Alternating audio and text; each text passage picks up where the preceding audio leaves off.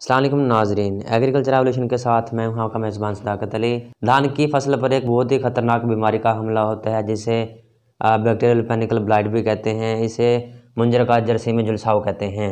अक्सर काश्तकार भाइयों ने इस हवाले से बहुत शिकायत की है कि हमारे धान की फसल पर इसका बहुत हमला हो चुका है। तो इसमें दरअसल ये होता है कि जो मुंजर है या जो सीटें हैं वो दागदार होना शुरू हो जाते हैं, स्याह निशान पड़ना शुरू हो जाते हैं। तो ये एक बहुत ही ख़तरनाक बीमारी है। तो इस वीडियो में आज हम इसके हवाले से तफसील से बात करेंगे कि इसके फैलने की वजूहात क्या हो सकती हैं, किस तरह ये एक जगह से दूसरी जगह फैलती है और इसके लिए हम क्या तरीक़ाकार कर सकते हैं ताकि इसको कंट्रोल करते हुए हम अच्छी पैदावार हासिल कर सकें। तो उससे पहले जिन दोस्तों ने मेरे चैनल को अभी तक सब्सक्राइब नहीं किया वो मेरे चैनल को सब्सक्राइब कर दें ताकि फसलों के मुतालिक जो भी तमाम मालूमात होंगी बर वक्त इंशाल्लाह आप तक पहुँच रहेंगी। तो अब बात कर लेते हैं कि इस बीमारी के हमले में हमारे फसल पर क्या निशानात होंगे। तो इस सूरत में अगर ये बीमारी हमला कर देती है तो इस बीमारी की वजह से जो मुंजर होंगे या सिट्टे होंगे या जो मुंजर में दाने होंगे वो दागदार होंगे, उस पर स्याह निशानात मौजूद होंगे। तो उस सूरत में ये होता है कि अगर ये बीमारी हमला कर जाए तो हमारे धान की फसल काफ़ी हद तक मुतासर हो जाती है। अगर ये शदीद हमला कर दे तो जो मुंजर हैं वो खाली रह जाते हैं। तो ये बीमारी इस वक्त हमारे पंजाब में काफ़ी ज़्यादा फैल रही है। तो इसकी वजह ये हो सकती है कि जो काश्तकार भाई बीमारियों वाला बीज काश्त कर लेते हैं तो उस सूरत में ये बीमारी हमला करती है। तो चूँकि ये एक सीड बोर्न डिजीज़ है यानी बीज से फैलने वाली बीमारी है, इसके बाद इसके फैलने की और भी वजूहत हो सकती हैं कि जब इसको पसंदीदा मौसम मिलेगा, पसंदीदा मौसम में यानी जब इसे हवा में नमी ज़्यादा मिलेगी, इसके अलावा जब दर्जा हरारत बहुत ज़्यादा होगा यानी 32 से 34 डिग्री सेंटीग्रेड या इससे ऊपर जाएगा तब भी ये बीमारी ज़्यादा फैलेगी, या जब वक्फे से बारिशें होंगी तब भी इस बीमारी के फैलने का खदशा बढ़ सकता है।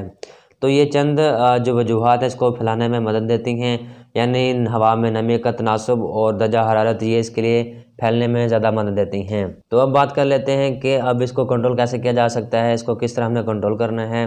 तो सबसे पहले मैंने ये बात बताई कि आप वो बीज काश्त करें जो बीमारी से पाक होना चाहिए। इस बीमारी को कंट्रोल करने के हवाले से बात करें तो इस वक्त हमारे धान की फसल मुख्तलिफ मरहले में खड़ी है। कई काश्तकारों ने इसे लेट काश्त किया था, कहीं इसको जल्दी काश्त कर लिया था। तो इस वक्त हमारे धान की फसल कहीं गोब की हालत में है, कहीं सिट्टा निकाल रही है, कहीं अभी दूधिया हालत में है। तो जिन काश्तकार भाइयों ने अगेती फसल काश्त की थी तो उनकी फसल पर यह मिसाल देखने में है। तो चंद काश्तकारों ने रब्ता किया तो उस हवाले से हमने सोचा कि इस पर भी कुछ मालूमात आपके साथ शेयर करें। तो अगर आपकी फसल गोब की हालत में है तो उस सूरत में हम क्या ज़रूरी ज़हर इस्तेमाल कर सकते हैं। उसमें आपने कोशिश करनी है कि जो कॉपर ऑक्सीक्लोराइड है उसकी तकरीबन आपने 500 ग्राम फी एकड़ मकदार इस्तेमाल करनी है। तो इसके अच्छे नतीजे ये मुख्तलिफ कंपनी के पास मुख्तलिफ नामों से मौजूद होती हैं, या आप इस्तेमाल करते हुए इस बीमारी को कंट्रोल कर सकते हैं। लेकिन जब आपकी फसल गोब की हालत से निकल जाती है यानी वहाँ आपकी फसल में सिट्टे निकलना शुरू हो जाते हैं और वहाँ पे सिट्टों पर बूर निकलना शुरू हो जाते हैं, तो उस सूरत में कोशिश करें कि अपनी धान की फसल को बिल्कुल ही ना छेड़ें, क्योंकि ये एक बहुत ही नाजुक मरला होता है। अगर आप अपनी फसल में दाखिल होंगे, स्प्रे वगैरह करवाएंगे तो उस सूरत में जो बूर होंगे झड़ जाएंगे और उस सूरत में जो हमारी पैदावार होगी कम मिलेगी। यानी फसल की इस नाजुक हालत पर जब बोर नहीं कर रहे हो तो उस सूरत में कोशिश करें कि अपनी फसल को बिल्कुल ना छेड़ें, क्योंकि उस वक्त पोलिनेशन का अमल जारी होता है, यानी नर और मादा के मिलाप का जो अमल है वो शुरू होता है। तो उस सूरत में जो मतलब कि हमारे दाने बनने होते हैं वो कम बनेंगे अगर आप अपनी फसल में उस वक्त स्प्रे करवाएंगे। तो कोशिश करें कि जब आपकी धान की फसल में बूर झड़ जाए, यानी ये अमल तकरीबन 10-12 दिन तक जारी रहता है, पोलिनेशन हो जाती है, तो उस सूरत में कोशिश करें कि जैसे ही बूर झड़ जाए यानी जब आपकी फसल दूधिया हालत में होगी तब कोशिश करें कि कोई ज़रूरी ज़हरें इस्तेमाल कर लें। तो अगर आप गोब की हालत में स्प्रे इस्तेमाल नहीं कर पाए तो आप धान की फसल में दूधिया हालत पर मुख्तलिफ ज़रूरी ज़हरें इस्तेमाल कर सकते हैं। उसमें आपने कोशिश करनी है कि जो कॉपर ऑक्सीक्लोराइड है वो इस्तेमाल नहीं करना। तो उस सूरत में आप कोशिश करें कि आप जो कॉपर हाइड्रोक्साइड है इसकी तकरीबन आपने 250 ग्राम फी एकड़ इस मकदार इस्तेमाल करनी है। और जो ये कॉपर वाली ज़रूरी ज़हरें हैं यानी जो कॉपर बेस्ड फंजीसाइड है बतौर फंजीसाइड भी इस्तेमाल होती हैं, और बैक्टीरिया वाले जो बीमारियां हैं यानी जो जरसीमी बीमारियां हैं उनको भी कंट्रोल करने के लिए इस्तेमाल की जा सकती हैं।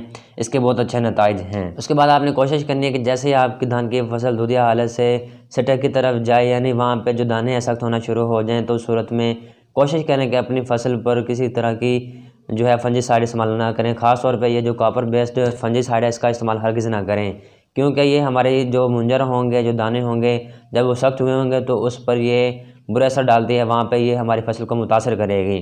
तो कोशिश करें कि अपनी धान की फसल में इस बीमारी का जो है पहले ही ख़ास तौर पर कंट्रोल कर लें।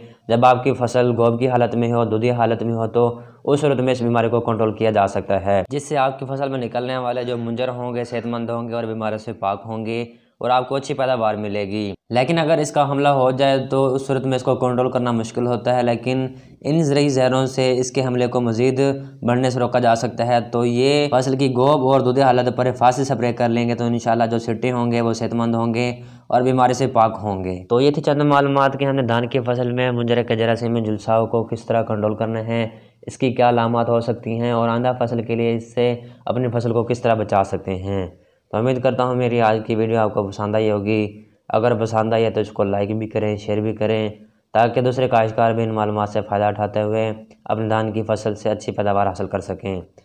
तो इस तरह की नई मज़ीद मालूमात के लिए हमारे चैनल को भी सब्सक्राइब करें और इसी के साथ हमें इजाज़त दें। अल्लाह।